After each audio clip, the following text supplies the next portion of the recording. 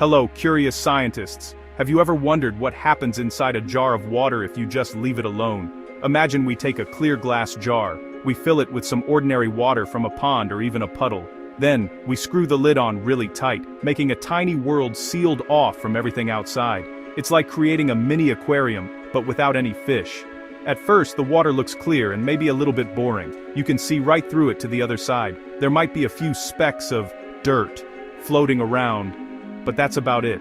This simple jar is our science experiment waiting to happen. What do you think will happen if we place this jar on a sunny windowsill? For the first day or two, it might not look like much has changed at all. The water stays clear, and our little sealed world seems quite peaceful and still. It's a bit like watching a very, very slow movie. You have to be patient to see the magic. But even though we can't see it with our eyes just yet, something incredible is starting to happen.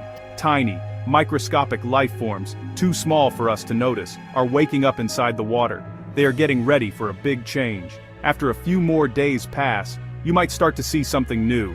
The inside of the glass might feel a little bit slippery if you could touch it. The water itself might start to look a tiny bit cloudy, not as crystal clear as it was at the beginning. This is our first clue that our sealed jar is no longer just a jar of water. It is becoming a living habitat. The sunlight beaming through the window is acting like a special ingredient, kickstarting a process that will transform our simple jar into something much more interesting and a lot greener.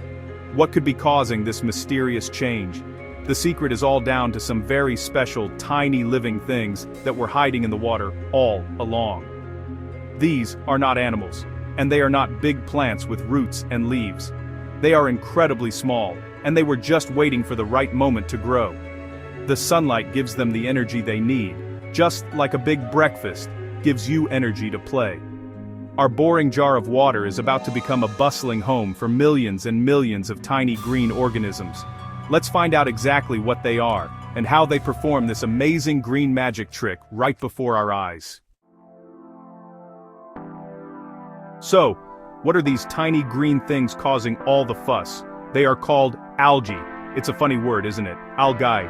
You can think of algae as very, very tiny plants. They are some of the simplest and oldest forms of life on our planet. Some are so small that they are just a single cell, and you would need a powerful microscope to see just one of them. Others can be much bigger, like the seaweed you might see washed up on the beach. But the kind we find in our jar is usually the tiny, single-celled type.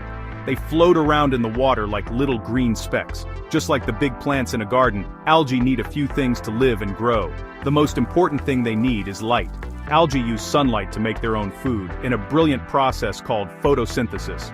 This is the same thing that trees and flowers do. They take in the energy from the sun's rays and use it to turn simple nutrients in the water into sugary food. This food gives them the power to grow, and more importantly, to make more of themselves. So, our sunny windowsill is the perfect dining room for our new algae friends. What else do algae need to thrive inside our jar? Besides light, they also need nutrients. Think of these as vitamins for the algae. These nutrients are simple chemicals that are often found dissolved in pond water or even tap water.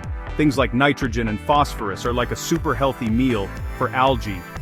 Even the tiny bits of dirt or decaying leaves that might have been in the water when we collected it can release these tasty nutrients. With plenty of light and a good meal, the algae have everything they need to start a family. And that's exactly what they do. Algae don't have seeds or flowers. Instead, they multiply by splitting themselves in two. One single alga cell will grow a little bit and then divide, creating two identical new cells. Then those two will split into four, and those four will become 8, and so on. This process can happen very quickly. In just a short amount of time, a few lonely algae can become a huge crowd of millions, all living together inside our little glass world. This is why the water starts to change from clear to cloudy green. Let's check back on our jar experiment. After about a week in the sun, you will see a very clear change. The water is no longer clear at all. It has now taken on a cloudy greenish color. This is because there are now millions and millions of those tiny algae cells floating around. They have been busy dividing and multiplying, and now there are so many of them that they are coloring the water. The jar has become a green, soupy world. You might also see a thin green film starting to grow on the inside surface of the glass, especially on the side that gets the most sunlight. As more time goes by, perhaps 2 or 3 weeks, the green color will become deeper and darker. The water might look like a thick pea soup. Now, it's impossible to see through the jar. The algae are having a massive party, and they are taking up all the space.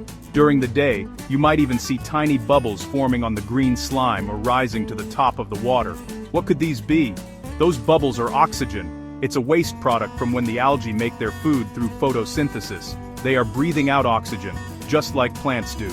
Inside this sealed world, a delicate balance is at play. The algae produce oxygen, which is used by other tiny microscopic creatures like bacteria that are also living in the water. These bacteria help to break down any waste, which in turn releases more nutrients for the algae to eat. It's a complete, self-contained little ecosystem. The algae are the producers, making food and oxygen from sunlight. The bacteria are the decomposers, cleaning up and recycling nutrients. It's a perfect little circle of life, all happening inside one sealed jar. But what happens when the sun goes down? At night, without light, the algae cannot perform photosynthesis. Instead, they do the opposite. They breathe in oxygen, just like we do. If the algae population becomes too large, they can use up a lot of the oxygen in the water during the nighttime. This is an important part of the cycle. The jar's little world changes from day to night. It's a busy place, with the algae working hard to grow during the day and resting, just like us, during the night. The transformation from a clear jar to a green one is complete. So, we come to our big question. Can the algae completely take over the whole jar? The answer is yes, they absolutely can. If they have enough light and nutrients, the algae will keep multiplying until the water is so thick and green that it looks like paint. They will cover the inside of the glass and make the water so cloudy that sunlight can only get through the very top layer. The algae at the surface will get all the light, while the ones deeper down will be in shadow. This creates a competition for resources. Eventually, the growth will slow down. The algae might use up all the nutrients in the water, or the water might become so crowded that the algae at the bottom don't get any light and can no longer survive. When these algae die, they sink to the bottom and are broken down by bacteria, which releases their nutrients back into the water for other algae to use. So, while the jar becomes completely dominated by a massive population of algae, that population will eventually reach a limit. It can't grow bigger and bigger forever. The jar has reached its maximum algae capacity. This is not just something that happens in a jar. Algae are incredibly important in nature. In the massive oceans and lakes of the world, tiny algae, called phytoplankton, do the same thing as the algae in our jar, but on a much bigger scale. They are the foundation of the entire aquatic food web. Tiny animals eat the algae, bigger fish eat those tiny animals, and so on. Even more amazingly, these ocean algae produce about half of all the oxygen on Earth. That means that every second breath you take comes from tiny algae in the water. So, how about you try a fun experiment at home? With a grown-up's help, find a large, clear plastic bottle or glass jar. Fill it with water from a pond or even a bird bath.